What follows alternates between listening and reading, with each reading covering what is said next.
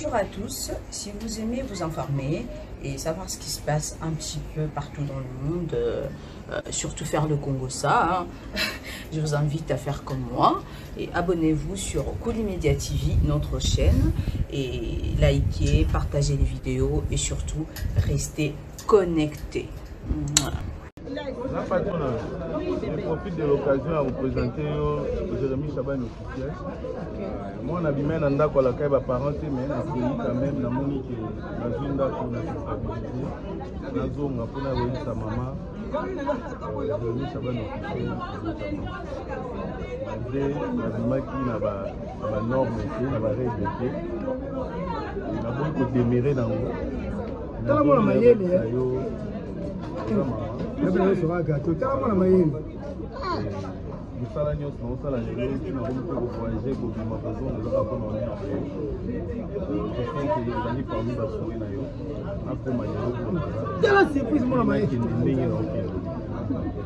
pas pour te flatter. Devant la caméra, nous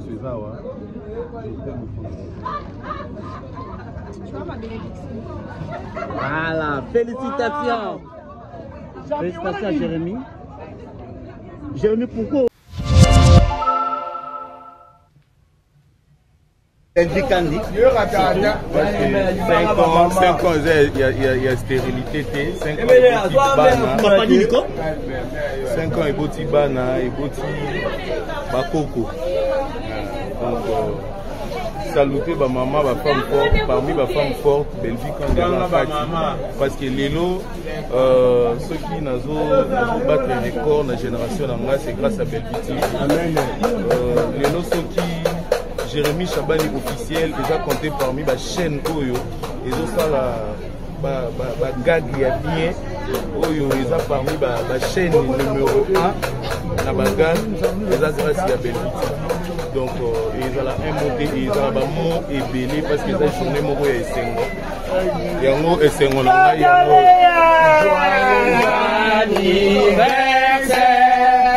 Joyeux anniversaire, joyeux anniversaire, Belle TV. Joyeux anniversaire.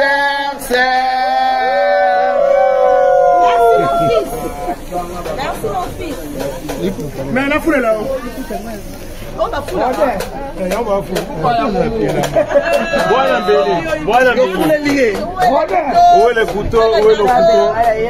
Là, bon. Bon, merci beaucoup. Ok. On a ce moment les engagés dans son bien. Nani, pas bien la Nani. Pas beaucoup de gâteaux comme Béli. Méli.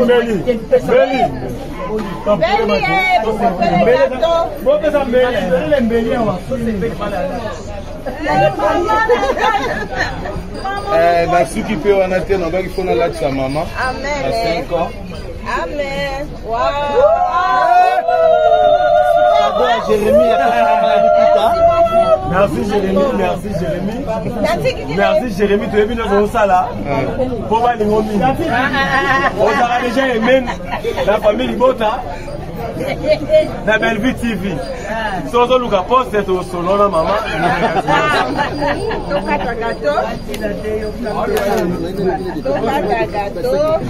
Junior, oh, il y a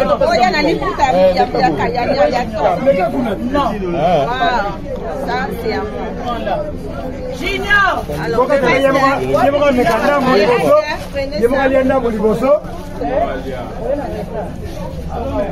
moi je parle. Moi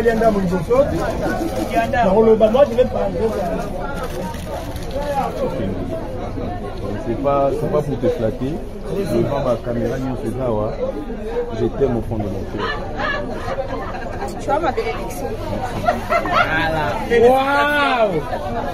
Champion, on a dit. Jérémy, pourquoi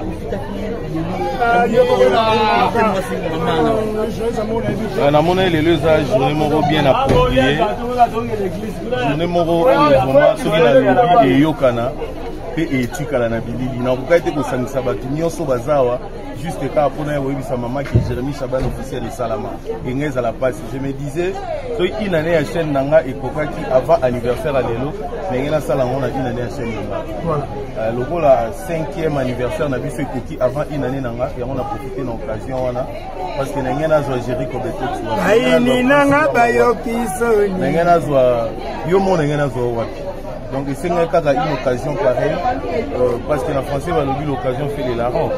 Donc voilà pourquoi on a profité de l'occasion on a exprimé bas sentiment. Un mot pour faire une chose peut-être pas une confusion par rapport à la départ. C'est tout confirmer peut-être que non pour ça maman un mot pour faire. Ouais, fan à fan antique à la fanatique. Fan à Okoma des côtés. Fan peut aussi à Moussala ou on a salati. Aza fanatique. Donc c'est peut-être qu'il y avait des problèmes entre nous les acteurs, entre nous les artistes et les autres dépendent de la fanité. Sauf si c'est Zali Kamwanza, mais Zali Kamwatan, les attendent en récoquille, bah soutenir malgré ma rambo maki. Nazana bino elongo ba obi ba boya kinga on va bien nazala kita mon nazapeka na bino elongo parce que sans bino biso to zalate donc voilà pour nalinga bango mingi Jérémy Chabani mutuna ba tebele ba répondre ngati s'il vous plaît na dit que pour présenter chaîne ou les chaîne na yo lelo et pas ya Belvi oso placer Belvi TV par rapport à en plein 40e chaîne la Congo. Je crois que l'oko yango décor à celle là liboso boté qui va problème tant à l'obagi na simba ba nyos ba meilleur les reste ba doublé na na kati ya Belvi TV mais na zora soutien ya bato ebele na joueur na ba chaîne ebele ko mekapenza ko classer biso et zalondire na créer ba problème morobo sauf que Belvi TV est la meilleure chaîne na ndenge nango Barcelone télévision est la meilleure chaîne na ndenge nango l'autre na made sous télévision est la meilleure chaîne na ndenge nango et Ngatai STV est la meilleure chaîne dans Ningenango. Aminata, son père, est la meilleure. Donc, Moutuna Moutou, Ginola TV est la meilleure chaîne dans Ningenango. Parce que je ne crois pas au Libutu TV Penningezoya est la meilleure dans Ningenango. Pour le Bissoté, l'équipe à Kingani, Wana, les a vraiment Ninge Balaksa Bissoté. Sauf que les premiers, les premiers, les deux, les deux, les trois, les chèques pas mis. Si vous aimez vous informer et savoir ce qui se passe un petit peu partout dans le monde, surtout faire le Congo ça, je vous invite à faire comme moi et abonnez-vous sur Colimedia TV, notre chaîne, et likez, partagez les vidéos et surtout restez connectés. Voilà.